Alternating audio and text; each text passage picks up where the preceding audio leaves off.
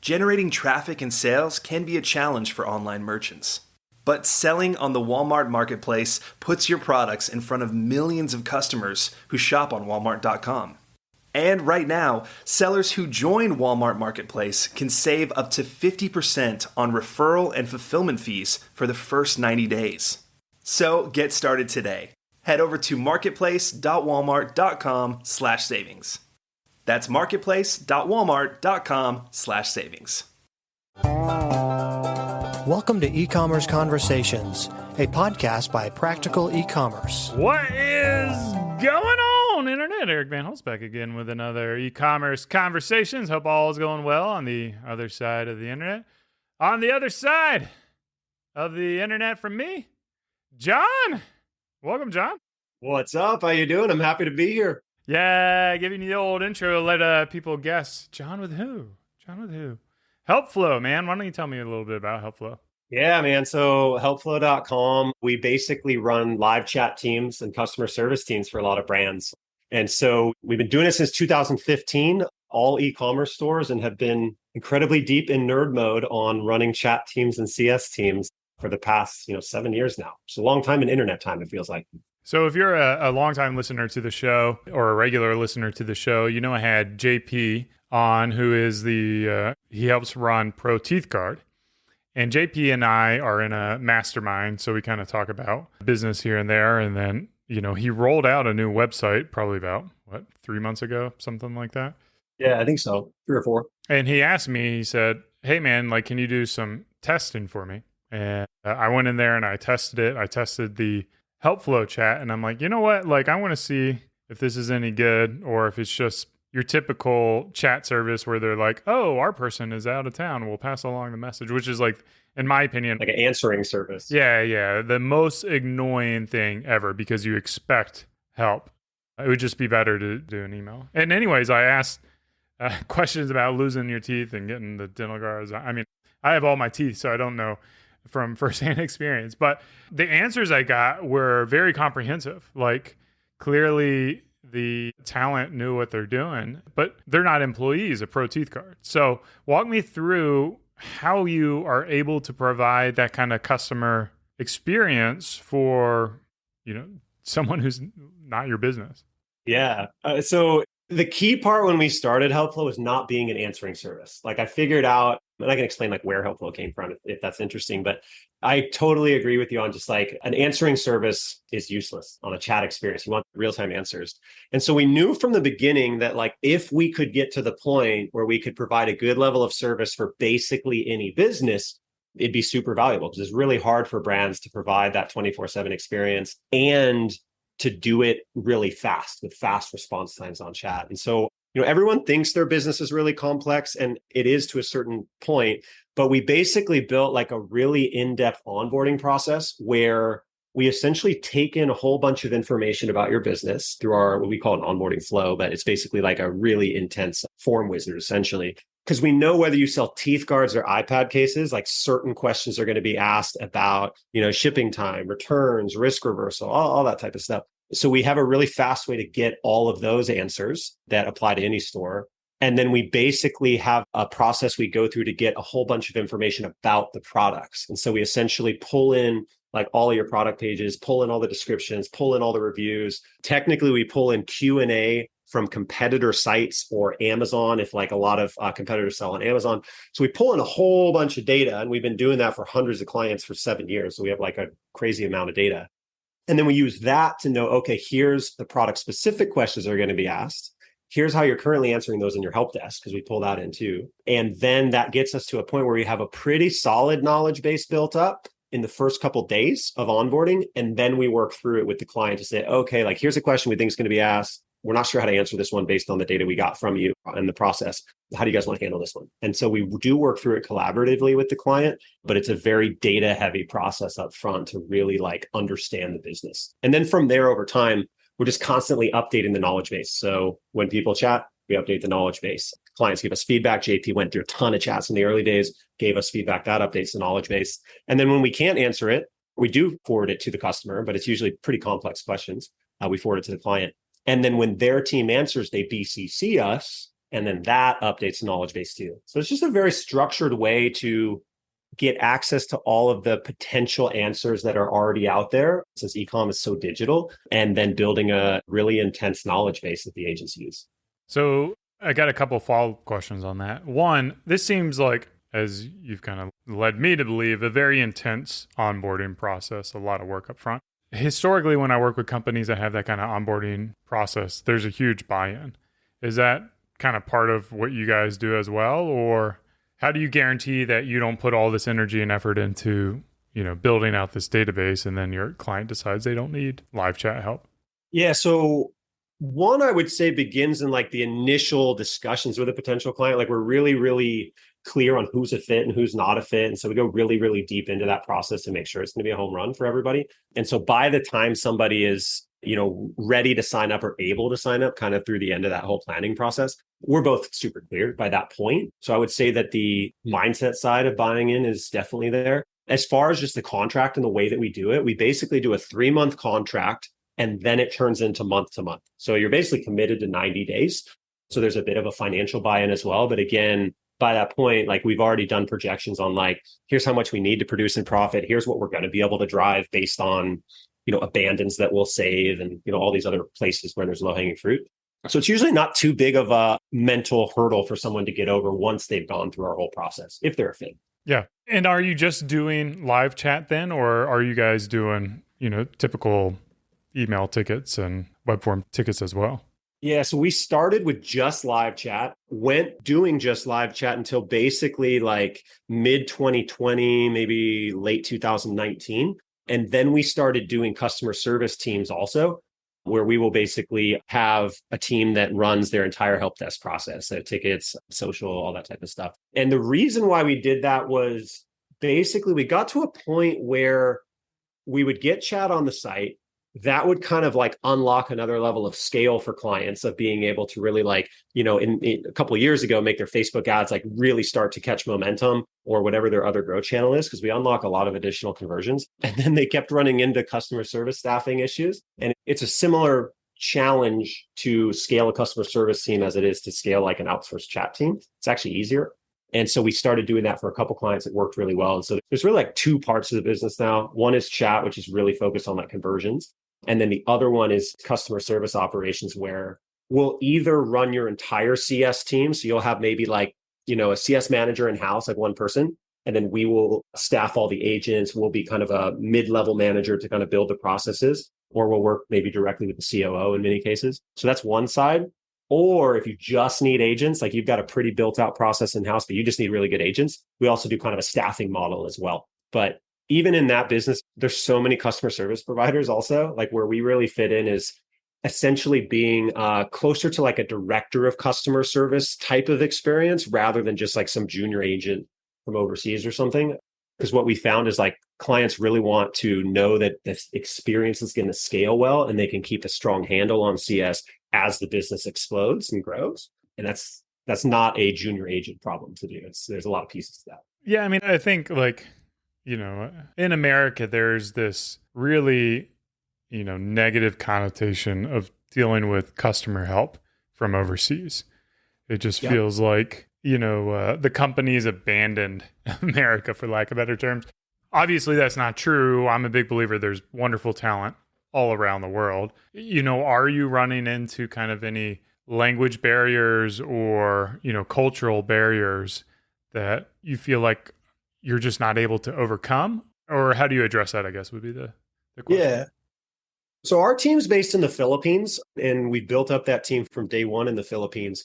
I did some outsourcing stuff before HelpFlow, and I think to kind of explain it in a bit of a more concise way, what I've seen is that like negative customer service experiences or like foreign feeling customer service experiences typically come out of the Middle East and teams in the Middle East because of the culture difference between the US and the Philippines and the Middle East. The Middle East is extremely process driven, phenomenal at engineering. There's a reason why like they crush the Philippines on engineering and software development and stuff, because they're very process driven to the point where they will do a process even if they realize that it's wrong, because it's a bit disrespectful to go off process of what you've been told to do. If you contrast that with the Philippines, they're much more independent, much more entrepreneurial, I guess I would say.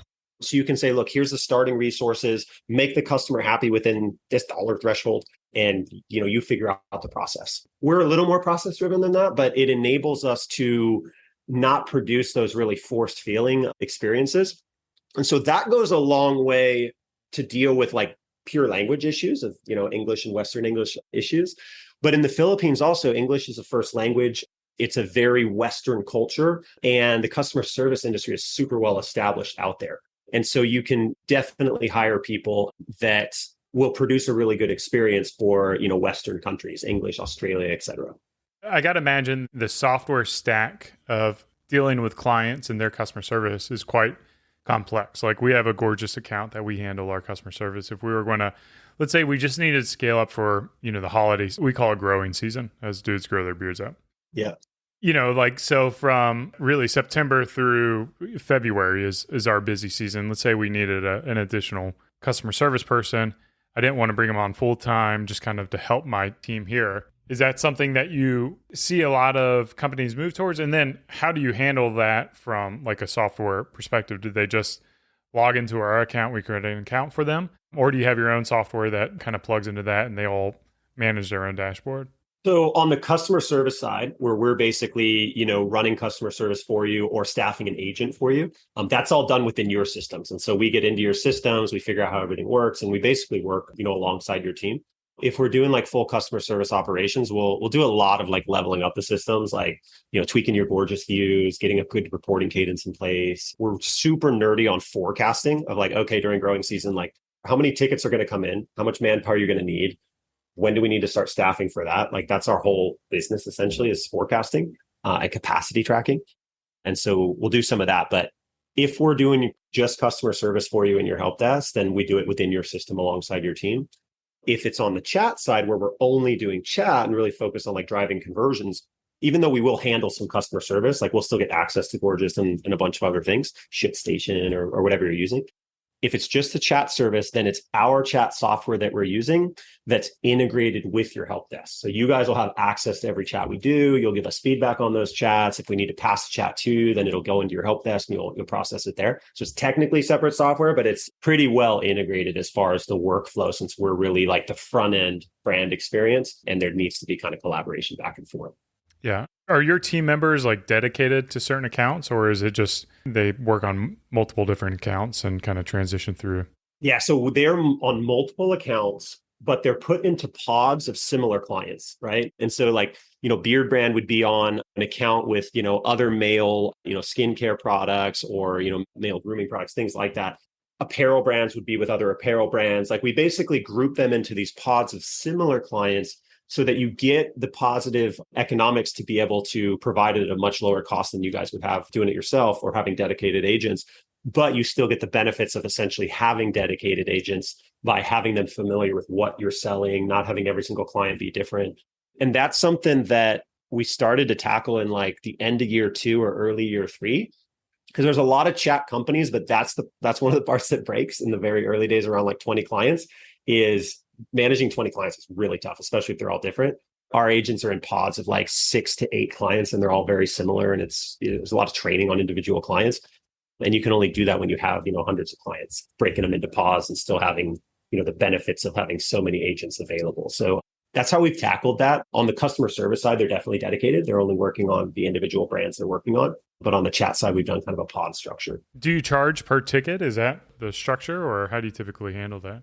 So we actually charge on the chat side, we charge a flat rate depending on how much traffic you get. So there's website traffic, so visits. And the reason why we do that, which is different than competitors, is if you charge per chat, the incentives are a little misaligned because we're a little too incentivized to chat with everybody, almost like a used car salesman experience where it's like you're too aggressive, like this person, they don't want to chat with you, don't start a conversation. And so you're misincentivized there. Also the client, right? Like, so you in this case, you're a little misincentivized too, because like, oh, if that person's not going to buy today, like maybe we just don't chat with them. Like maybe they're not worth a couple bucks or whatever the cost per chat is, right? And so in the early days, we kind of experimented with different models and basically landed on a flat fee for 24/7 coverage, depending on how much traffic you have. And then we're really, really rigorous on tracking the sales from chat, knowing what the break-even point is, knowing we're, generating far above that, allowing for some misattribution because some people that chatted would have bought anyway. Mhm. So that's kind of how we do it. We keep the pricing simple, but make the reporting like super, super granular to know that it's profitable. What about brands like us that are really blog heavy? So most of our traffic is coming into our blogs, not necessarily our product pages. Yeah. So what we do, and this would probably apply to you guys too, what we would probably do in that case is not show chat on the blog and then just show chat on the site. If somebody sparks up a conversation on the site and then they go to the blog, they'd still see the chat, like we can continue it there. But you probably wouldn't show chat on the front end of the blog pages just because there'd be a ton of traffic. And we can technically filter it down a little bit more to say, okay, only show it to people that, have been on the product pages or the e-com site for 30 seconds or whatever the number is. We can filter it by a whole bunch of stuff, but we have run into that of like super, super, blog heavy or social heavy sites. You either want to exclude that traffic from the pricing calculation, which is also possible, or exclude it completely. And usually we found it makes sense to exclude it completely. One thing that we've done at Beard Brand is we've uninstalled all of our live chat software because of how much it puts a ding on the performance of the website.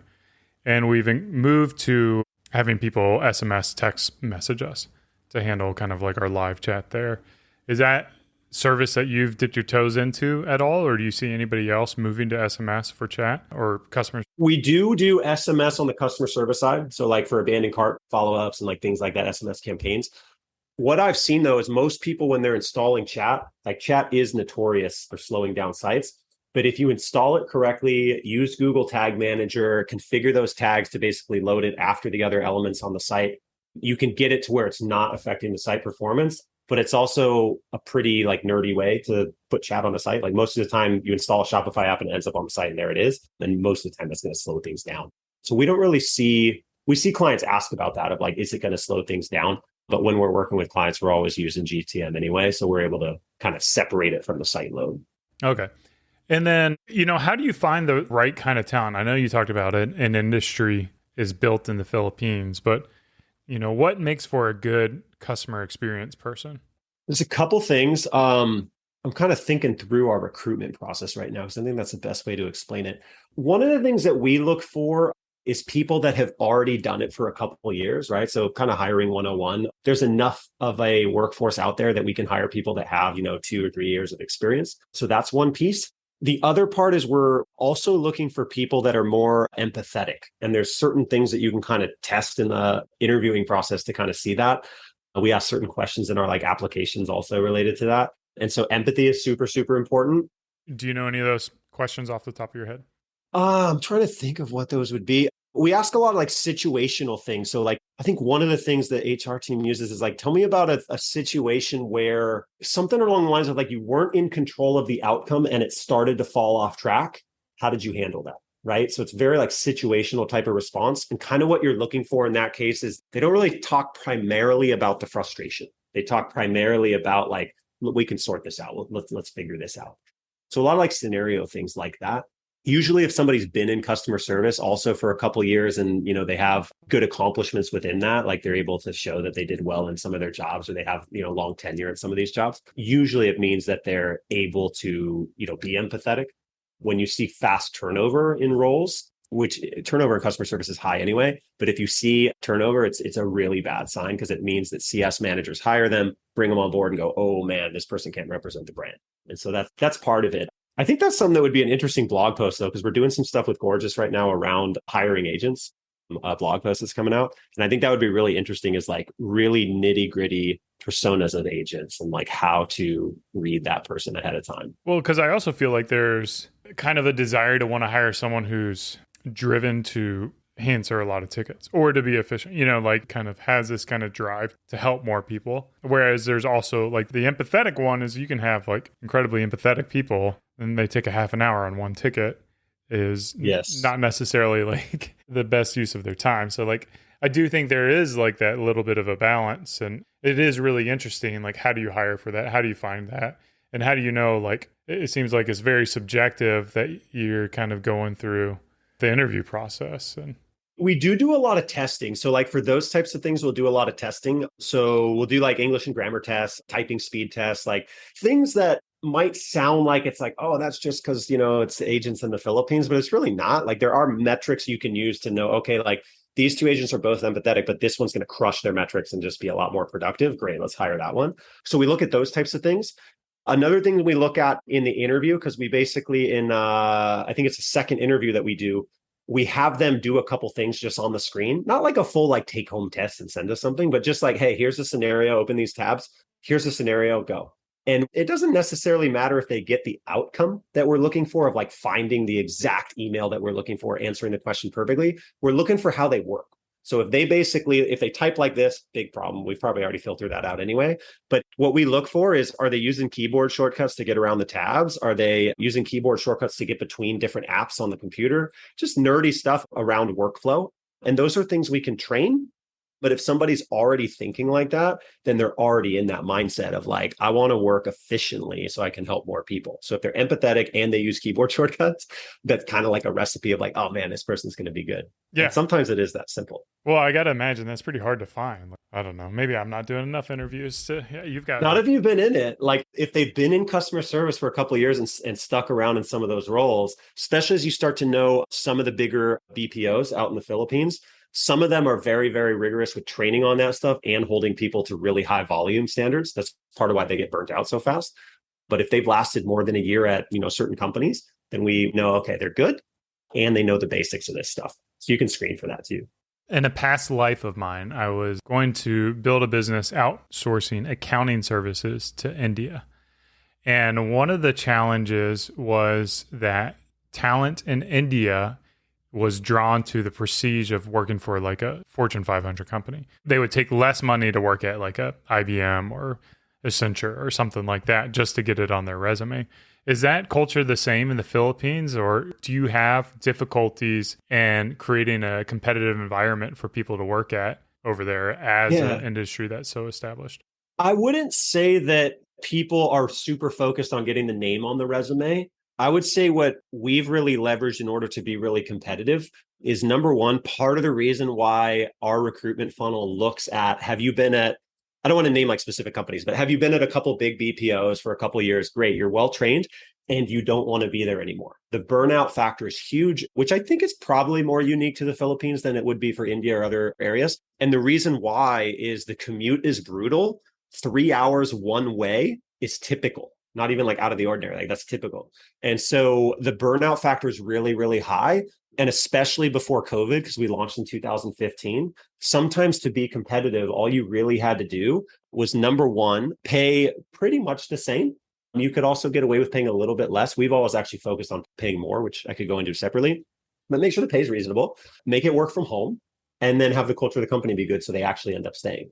Because that commute crushes people. Like sometimes they literally they'll have almost like there's a Philippines name for it, but I'll call it like a bunkhouse, where like you'll live in the village, for example, you'll commute into Manila, and then you'll basically rent like a 2-bedroom apartment with like 8 other people that work at BPOs that's in the city, so that you can just sleep in the city and not have to do that commute every single day. And that's why the burnout's high. BPO, I'm not familiar with that acronym. So business process outsourcing company. Okay. So like if you work at a big outsourcing company out there, it's super common. But yeah, to be competitive hiring, the bar is not super, super high if you're targeting people that have already been in the industry for a while and, you have a good team and pay them well and, it's fun to work there. Is internet connection not a concern if everybody's working at home? How built out is the infrastructure there? Depends on the area. So we have regions that we'll basically hire from is first of all, and I'm trying to think of exactly what the names are. I could follow up with like a list, but basically we have areas that we know have good internet, and it's a lot of places. It's not like a small area. And then the second thing that we do is we run tests during the recruitment process of like, okay, like, share your internet speed, share your hardware specs, share your pictures of workstations. We started doing around year 2 because we were like, oh my God, I can't believe you're running chat on this, on like little tiny notebook screens or something. Yeah. And then we also have backups. So they have backup power, backup internet, which is super common out there too, especially if you're working from home. I got to wonder, like in a few years, I bet you most of these people are going to be working from their phones too. We wouldn't have that because it's so like workflow focused. Like they've got 2 screens and there's a lot of like tech that they have open. But I think there's a number of roles you could, potentially writers and, things like that. I think they could pull it off. Yeah. Yeah, that's interesting. How do you see you growing the business? Like, what is your vision for HelpFlow?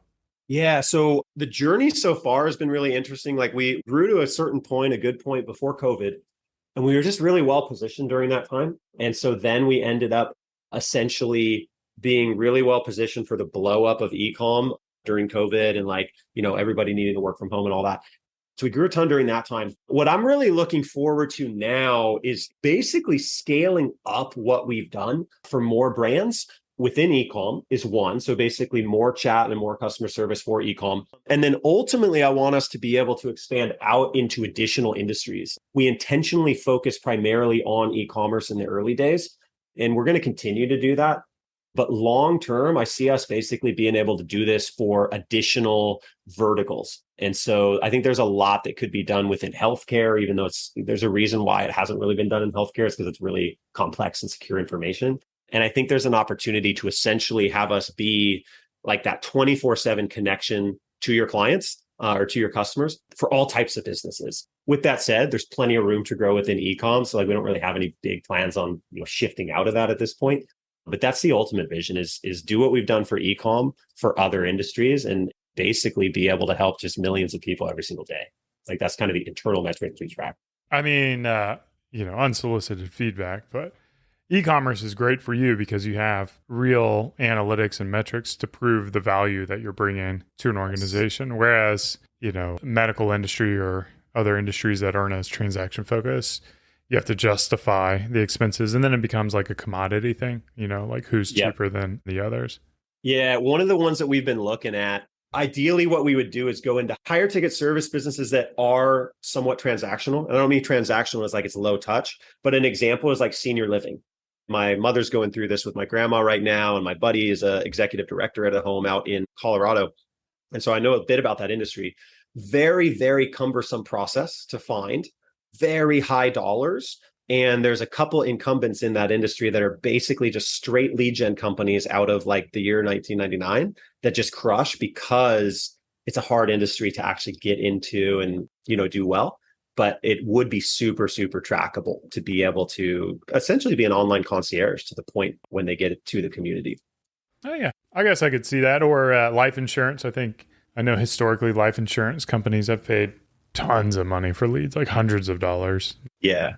I bought a whole life insurance policy once. So I don't know if I could go in that industry. I have a bad taste in my mouth around that. It was a great investment though. I'll take your word on that. Yes. Where can people learn more about you or connect with you or buy your services? Yeah. So helpflow.com is the best place just to see, how things work. So helpflow.com. Also, we can send you guys this blueprint that basically walks through, it'll be at helpflow.com/practical is where we can put it. Is that where you'd like something like that? Or do you want a different URL? I guess, you're the one who's making it. Sweet. But yeah, so that blueprint will basically walk through how you can use chat to like predict abandons and save people before they leave the site and integrate chat throughout like your whole funnel. It's kind of like the recipe of like how we do what we do. And it's written in a way where you can just implement a whole bunch of it yourself. So that's a great resource I typically refer to just for people that want to nerd out on the strategy side. And then I'm on Twitter too. I would say the most direct access to me is on Twitter. It's just Jon Tucker USA. Jon. Yeah. Jon. Jon Tucker USA. Yes. I love it. I wasn't thinking too much when I initially created that. I don't remember what year it was, but all my social media profiles are Jon Tucker USA because I think Twitter started like that. So very patriotic. There you go. All right, guys. This has been another e-commerce conversations. Hope you enjoyed it and learned as much as I did. Cheers. Keep on growing.